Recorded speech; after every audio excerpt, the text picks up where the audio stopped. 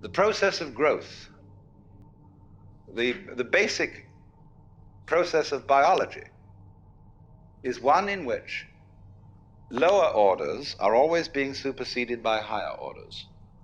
But the lower order can never figure out, or only very rarely figure out, what the higher order is that's taking over. And may see it as a terrible threat, as total disaster, as the very end, but can never be aware that the principle of growth always has and always will continue. Because that's what's going on. But you never know what the next step is going to be, because if you did know, you wouldn't take it, because it would already be past.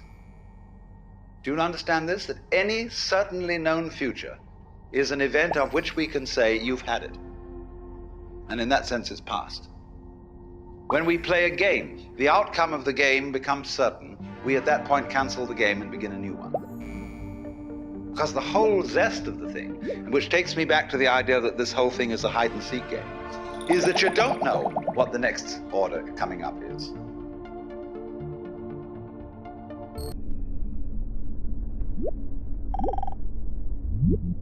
We have this rather myopic way of looking at things, and we screen out from attention anything that is not immediately important to a scanning system based on sensing danger. But quite obviously, you as a complete individual are much more than the scanning system. You are in relationships with the external world that on the whole are incredibly harmonious. The energies of life in the form of temperature, light, air, and food, and so on, are streaming through you all at this moment in the most magnificently harmonious way. When anything is constant, it says, okay, that's safe, it's in the bag, you needn't pay attention to that anymore. And therefore we eliminate systematically from our awareness all the gorgeous things that are going on all the time, and instead only become focused on the things, the troublesome things that might happen to upset it. Which is all right, but we make too much of it. We make so much of it that we identify our very selves, I, ego, with the radar, with the troubleshooter. And that's only a tiny fragment of one's total being.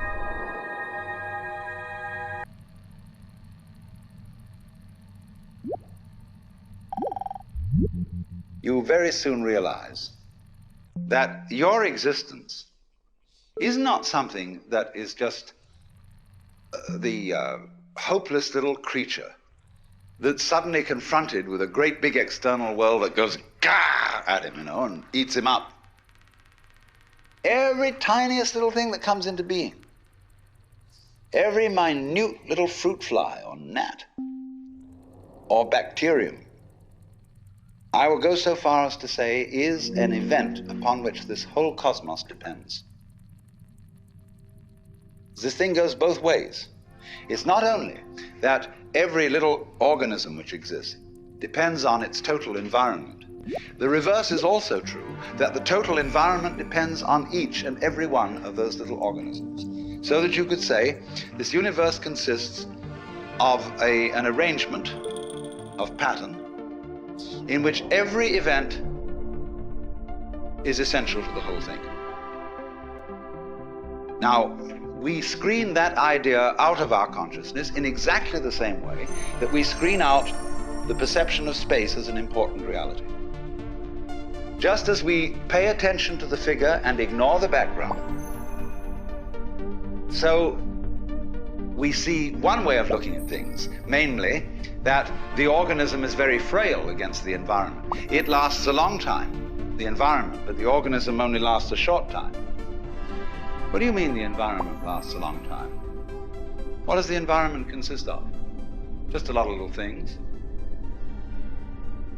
When you get far enough away from all the organisms and the little bits of things, you see the environment.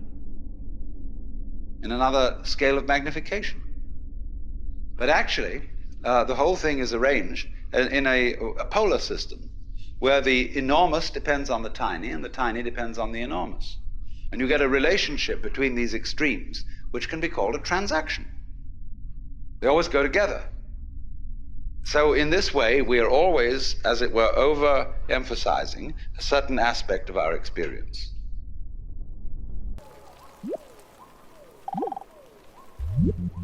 And we say, now, what is important about people? Is their unique individuality.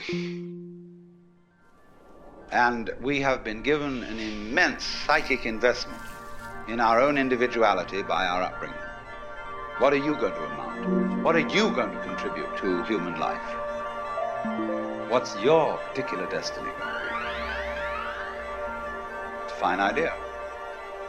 But the thing we don't understand is that it won't work, this great idea, without being balanced with its opposite.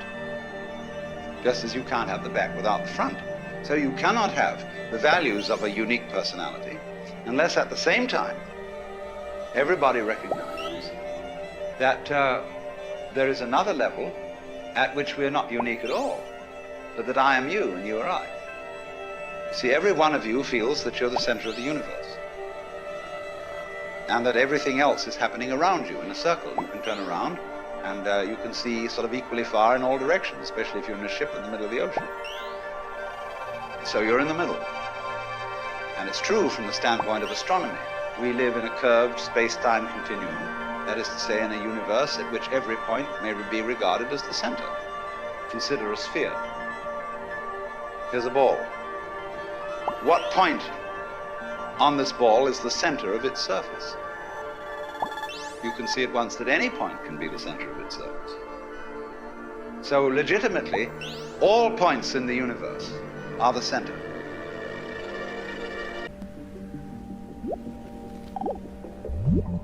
We are all like the nerve ends on your own skin. See, at every point on your skin, there's a little nerve end going beep and getting information from the outside world. Another and another and another, all over. And they all constitute your total sensitivity. So in the same way, when all these people sitting around here, with their little eyes and little ears and things, they're going beak, and they're all really one common center called I, which is looking at itself from ever so many different points of view. Only we are so close to it and we are so absorbed in the different ways each one of them is doing that we neglect the community underneath. But we don't realize, you see, that just as we know how to do this, we know equally well how to turn the sun into light, how to blue the sky, how to blow the wind, how to wave the ocean, how to digest food, and I might add, to be digested and transformed, but the pattern keeps going, and it's always you. Only you see, you have this marvelous capacity to transform yourself without knowing that you're doing it. Therefore, you keep surprising yourself. And therefore, you keep on doing it. Because if you didn't surprise yourself, you wouldn't go on doing it. It's just the very fact, you see, that you seem to be the victims of a thing you don't understand, and that you seem to conclude your life every time in a wipeout called death, where all your control goes, is just exactly that opposite condition to what you call being alive that allows you to be alive.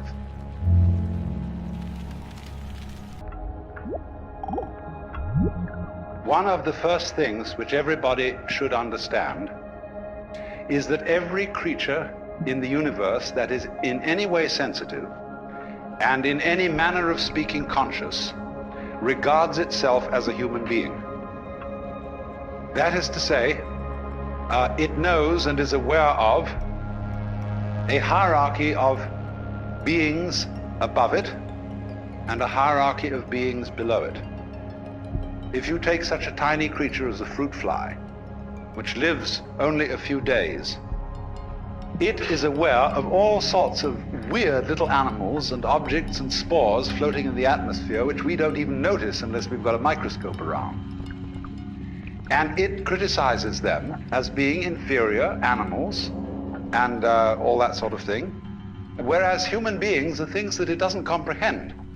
They're as much outside its intellect as a quasar is outside ours. And we see these far-off objects floating in the heavens, and we have only the vaguest idea of what they may be. But there is, I think, a fundamental principle that everybody must understand, and that is the principle of relativity. That is to say that wherever you are, and whoever you are, and whatever you are, you're in the middle. That's the game.